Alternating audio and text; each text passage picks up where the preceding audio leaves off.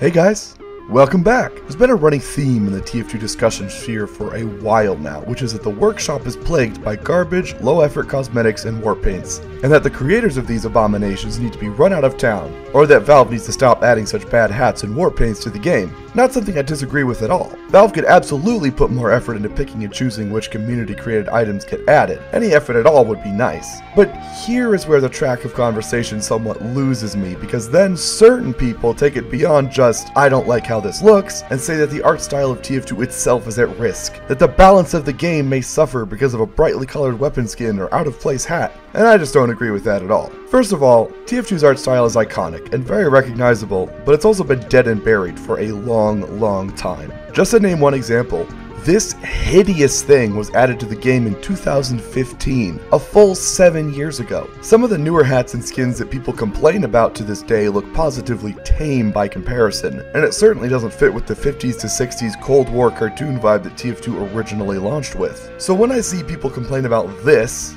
or this, I don't relate. I don't think TF2's art style has been consistent or respected for a long time. And crying about Hypergon is like pulling up to a building that burned down 7 years ago and spritzing it with water. I don't really understand why people are so protective over the art style of a first-person shooter game when the mechanics are still rock solid. At no point have I ever seen somebody wearing a silly hat and not known what class they were. TF2's character models and animations are so distinct and well done that they could all be wearing tie-dye colors and I could still spot a heavy or a soldier with ease. Like, does this hard hat kind of look like Engineer's hat? Sure, a little. Have I ever confused any class for an engineer that was wearing it? No.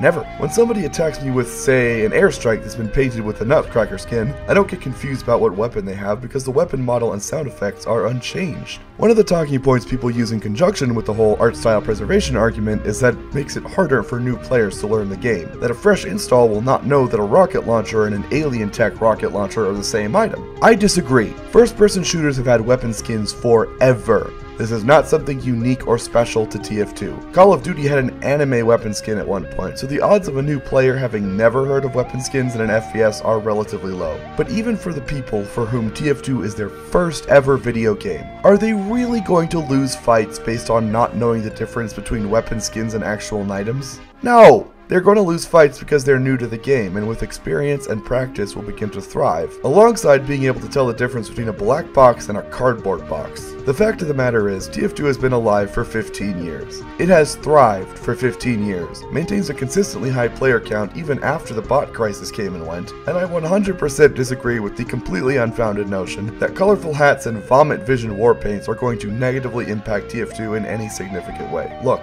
I know it's lazy, but somebody who has an uncreative hat or weapon skin to TF2 hasn't actually hurt you or anybody else. Do they deserve to be mocked? Yes, a little. Is it frustrating to watch laziness be rewarded over genuine talent?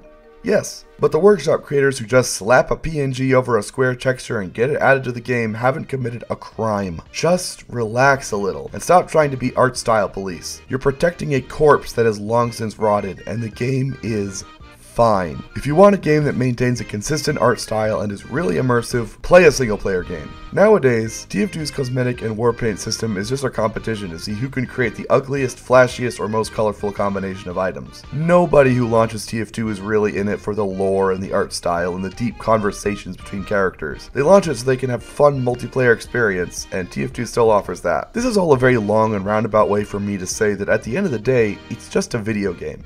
Chill. I know that sounds dismissive, but this is a very petty argument to my eyes, and I think it would be beneficial to all involved if some of these passionate gamers could take a step back and remember that this is a digital entertainment medium, and it won't kill them if another sandwich hat gets added to the game. That's all. Like, subscribe, and get out. Video's over.